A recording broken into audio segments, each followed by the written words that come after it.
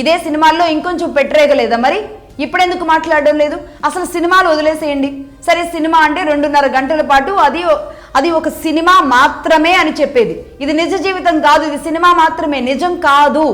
కాబట్టే దానిని నిజంగా చూపించడానికి వాళ్ళు చేసే ఒక ప్రయత్నం సినిమా, రైట్? కానీ నిజ జీవితంలో ఏం జరుగుతోంది?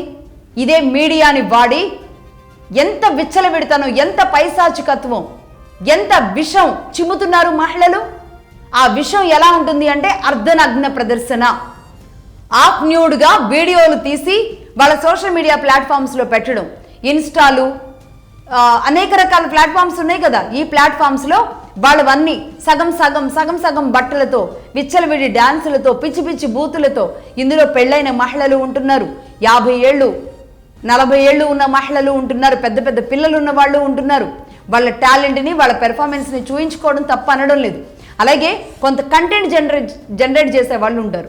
అంటే కుటుంబాల్లో ఎలా ఉంటుంది పరిస్థితి, లేదంటే కుటుంబాల్లో తాము ఎలా ఉన్నారు, ఒక కంటెంట్ జనరేట్ చేసి కొంత నవ్విస్తూ ఉండేవాళ్ళు, లేదంటే ఒక మెసేజ్ పంపించేవాళ్ళు, లేదంటే వాళ్ళలో ఉన్న టాలెంట్ సింగింగ్ కానీ, డ్యాన్స్ కానీ, వంటలు కానీ, లేదంటే ఇంటిని అలంకరించుకోవడం కానీ, ఇలా అనేక విషయాలని సబ్జెక్ట్ బేస్డ్ నడిపించే యూట్యూబ్ ఛానల్స్, యూట్యూబర్స్, మహిళా రాణులు, మహిళా మణులు అనేక మంది ఉన్నారు.